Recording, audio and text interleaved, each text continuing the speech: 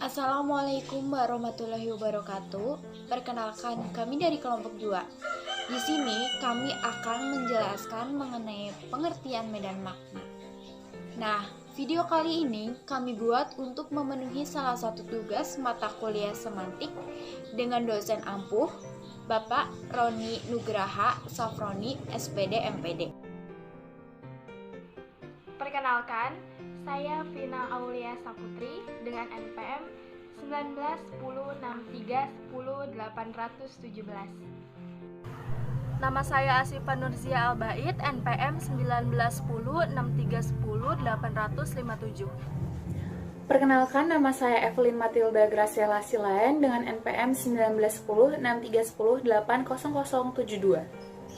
Halo semuanya, perkenalkan nama saya Jessica Juneta, NPM 191063108082. Assalamualaikum warahmatullahi wabarakatuh. Perkenalkan, nama saya Retnasari dengan NPM 19106310800107. Assalamualaikum warahmatullahi wabarakatuh. Perkenalkan, nama saya Abdullah Rashid, NPM 19106310800122. Assalamualaikum warahmatullahi wabarakatuh.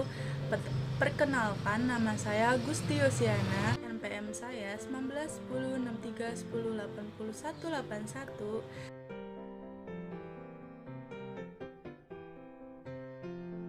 Semantik merupakan ilmu tentang makna atau tentang arti, yaitu satu dari 3 tataran analisis bahasa: fonologi, gramatika, dan semantik.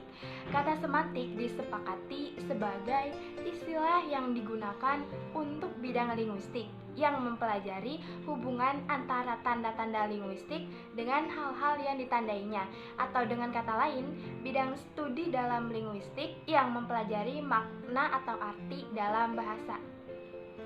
Semantik, menurut Ferdinand de Saussure, terdiri dari 1. Komponen yang mengartikan, yang berwujud bentuk-bentuk bunyi bahasa. Yang kedua, komponen yang diartikan atau makna dari komponen yang pertama itu. Kedua komponen ini merupakan tanda atau lambang, sedangkan yang ditandai atau yang dilambanginya adalah sesuatu yang berbeda di luar bahasa, yang lazim disebut referen atau hal yang ditunjuk.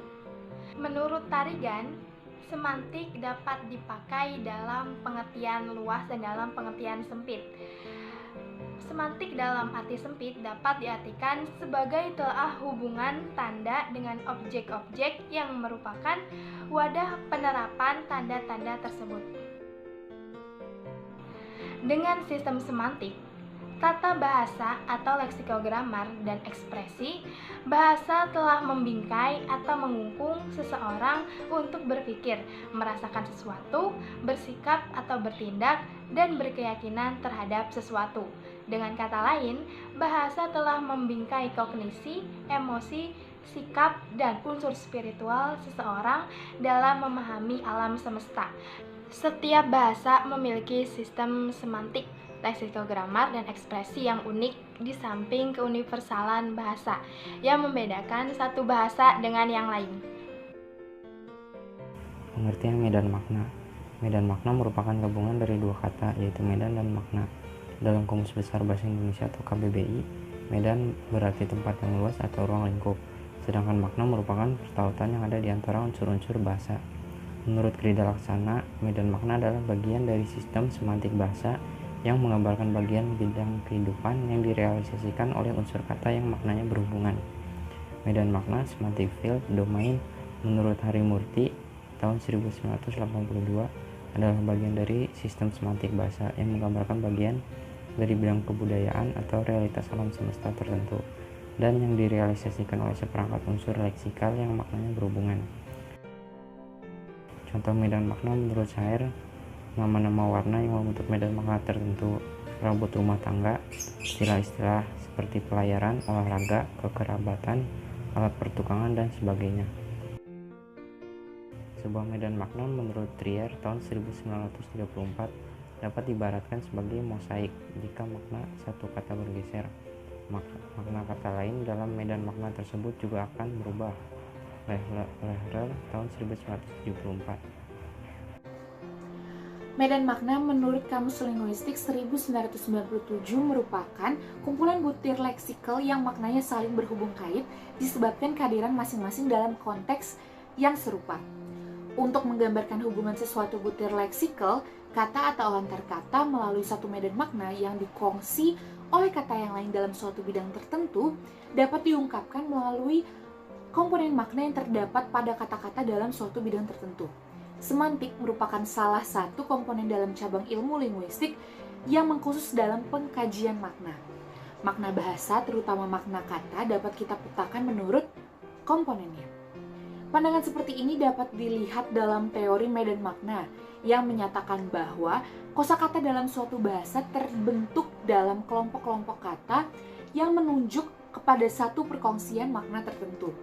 Misalnya, apabila kita mendengar seseorang menyebut alat ganti kereta, tentunya kita terbayang bermacam-macam jenis alat ganti kereta. Dalam hal ini, kesemua alat ganti kereta tersebut sebenarnya berkongsi satu bilik yang dinamakan bilik alat ganti. Dapat disimpulkan bahwa medan makna adalah bagian dari sistem semantik yang berisi kumpulan butir leksikal berhubungan disebabkan adanya keterkaitan konteks makna serupa. Dari satu medan makna dikongsikan dengan kata-kata yang lain sehingga membentuk kelompok kata yang merujuk pada satu perkongsian makna. Kata-kata atau leksem-leksem yang mengelompokkan dalam satu medan makna berdasarkan sifat hubungan semantiknya dapat dibedakan atas kelompok medan kolokasi dan medan subkolokasi. Kelompok kolokasi. Kata kolokasi berasal dari bahasa Latin yaitu koloko. Koloko yang berarti ada di tempat yang sama dengan merujuk pada hubungan sintakmatik yang terjadi antara kata-kata dan hubungan leksikal. Misalnya, dalam kalimat sopir Metro Mini menginstruksikan kepada kernet agar meminta ongkos ke penumpang. Kita menemukan kata-kata sopir, Metro Mini, kernet, dan penumpang yang merupakan kata-kata dalam satu lokasi, satu tempat atau lingkungan yang sama, yang berkenaan dengan lingkungan darat atau dalam Metro Mini tersebut. Kolokasi merujuk pada hubungan sintagmatik antara kata-kata atau unsur-unsur leksikal.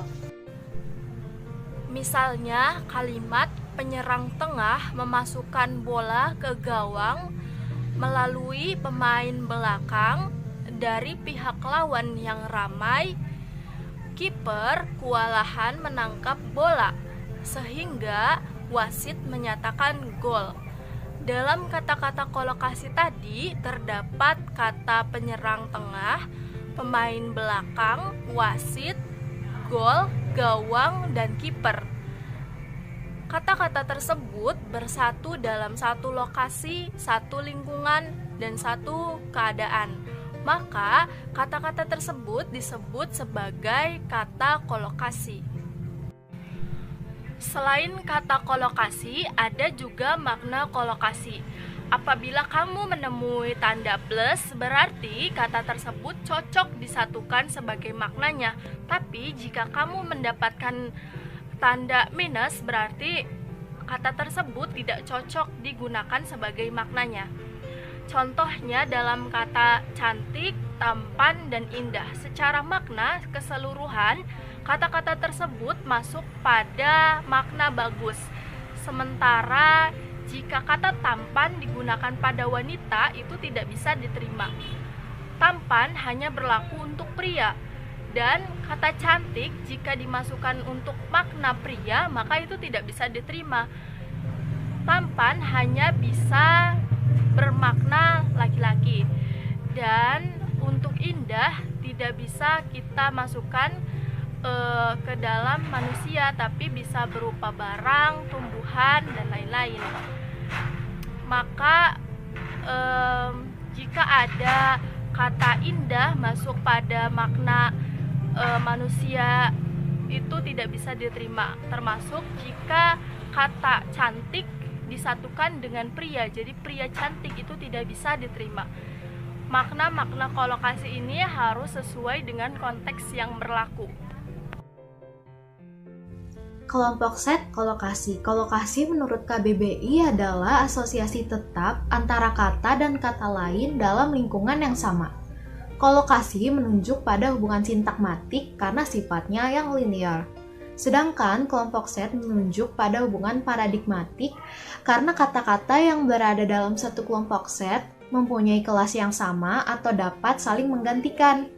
Pengertian sintakmatis sendiri dalam KBBI adalah tentang hubungan linear antara unsur bahasa dalam tataran tertentu. Sedangkan paradigmatis adalah berkaitan dengan hubungan unsur bahasa dalam tingkat tertentu dengan unsur lain di luar tingkat itu yang dapat dipertukarkan. Setiap kata dalam set dibatasi oleh tempatnya dalam hubungan dengan anggota-anggota lain dalam set. Umpamanya, kata remaja merupakan tahap perkembangan dari anak-anak menjadi dewasa, sedangkan kata sejuk merupakan suhu di antara dingin dan hangat. Maka kalau kata-kata yang satu set dengan remaja dan sejuk dibuat bagan menjadi manula atau lansia sejajar dengan terik, dewasa sejajar dengan panas, remaja sejajar dengan hangat, anak-anak sejajar dengan sejuk, bayi sejajar dengan dingin. Pengelompokan kata atas kolokasi dan set besar artinya bagi kita dapat memahami konsep-konsep yang ada dalam satu masyarakat bahasa. Namun, pengelompokan ini sering kurang jelas karena adanya ketumpang tindihan unsur-unsur leksikal yang dikelompokkan. Misalnya, kata karang dapat masuk dalam kelompok medan makna pariwisata dan dapat pula masuk dalam kelompok medan makna kelautan. Selain itu, pengelompokan kata atas medan makna ini tidak mempedulikan adanya nuansa makna, perbedaan makna denotasi dan konotasi. Misalnya, kata remaja juga memiliki makna belum dewasa, keras kepala, bersifat kaku, suka mengganggu, membantah, dan tidak konsisten. Jadi, pengelompokan kata atas medan makna ini hanya bertumpu pada makna dasar, makna denotatif, atau makna pusatnya saja.